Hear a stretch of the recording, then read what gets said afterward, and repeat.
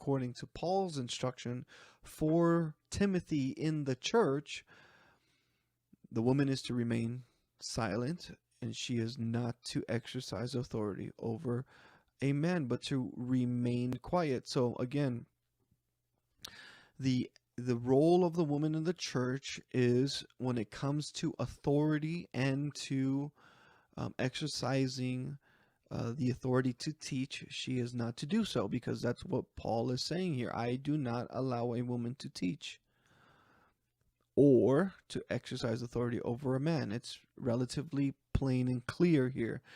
Now, again, there are those today within the modernistic mindset, the postmodernistic mindset, that say, well, that was during their culture. We have a different culture now, so now we need to understand these words not in light of what Paul was trying to say, but rather what we think Paul would have said today. And so in their mind, they think, well, Paul would have been here and he would have saw our society and how progressive we are, he would have just said, well, I guess women can teach after all. Again, that's eisegesis. That's reading into the text a meaning that's not there. We cannot do that to the text. We have to be faithful to what Paul originally intended to mean in this context. What did he mean? Why did he say this? And he gives his theological reasoning. It's not cultural. It's not social. It's not a construct. It's not a systems of power. It's theological primarily. It's theological because he's going to point this out in a little bit.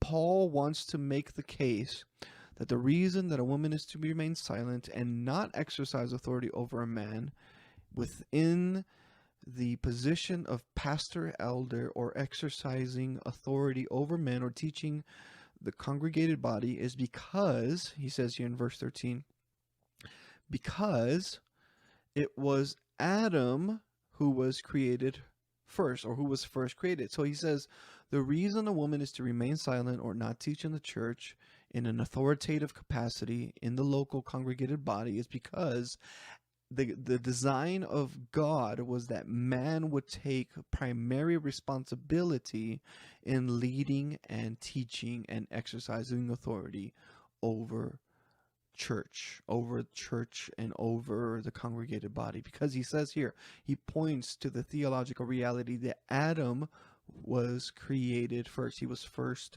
created, and then Eve. So there's a structure, a hierarchical structure, a structure of authority that God designed within the created order that said, because Adam was created first, therefore men are to take the primary role of teacher and elder and pastor. And that's why it's really important that we define what pastor means, because if we just use pastor for anyone and anything, any position, any person that just leads a specific group of people or just leads a specific portion of the church, then we'll have a very ill-defined meaning of what we mean by the word pastor. A pastor is someone who is able to teach and exercises authority over the local congregated body. And so it's extremely important that we do not put the title pastor on someone who does not bear the qualifications of a pastor. And one of those qualifications is that they be a man. This is according to the scripture. Because it was Adam, man was created first, and then Eve. And then he says in verse 14, and it was not Adam who was deceived.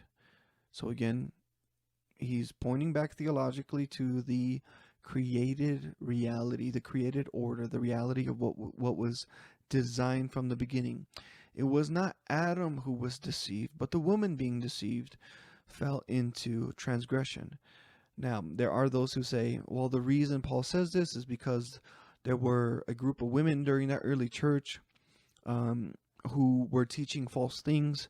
And so Paul was only trying to prevent women from teaching false things within the early period of the church. But again, he's not making a reference here to those women. He's making a reference to the created order.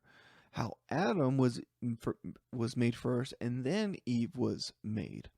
And it was not Adam who was deceived by the serpent, but it was the woman who, once she had left her federal headship, her covering of Adam, when she superseded that design order for Adam to be over Eve, when she stepped out of that, she became deceived and she fell into transgression.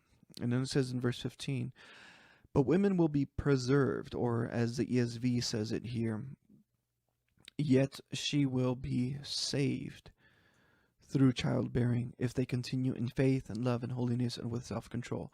Now you may think, well, then is the women only saved when they bear children? They have to bear children and then they're saved by the grace of God? No. That's not what he's meaning here at all. And it's very dangerous if anyone says, well, in order for a woman to truly be saved, they need to bear children. What's the context here? The context is Eve came out from under her covering, who was Adam, and because of this she was deceived. Therefore, a woman is not to teach or exercise authority over a man in the local congregated body. But women, verse 15, will be preserved. They'll be saved. Not in terms of justification through the blood of Christ, but rather because the woman was the one who was deceived through her childbearing, through her giving birth to children, she is then saved. She's released from the stigma of the fall. Women have a tremendous role in the primary raising of the children and to the primary care of the home.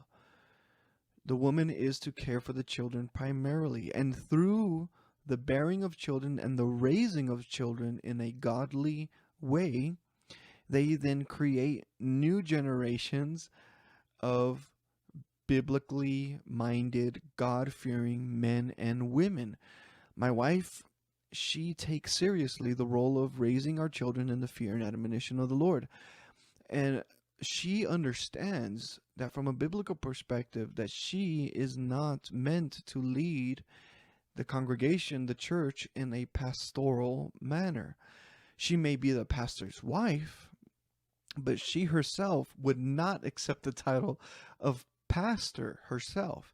And if somebody were to call her pastor, I think she would get very disoriented by that, because she would confess that she's not a pastor.